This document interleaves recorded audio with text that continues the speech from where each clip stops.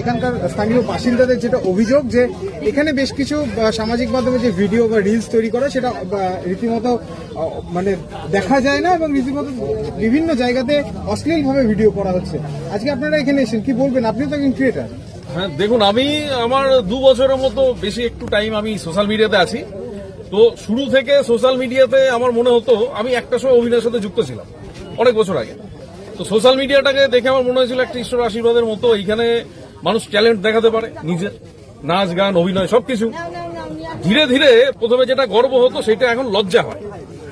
মানে দেখুন, মানুষ এক সময় আর কিছুদিন পরে পৌঁছে যাবে মঙ্গলে, আর কিছু নারী এখন যা শুরু করেছে মনে হচ্ছে আবার যাব জঙ্গলে, এই ধরনের একটা ব্যাপার।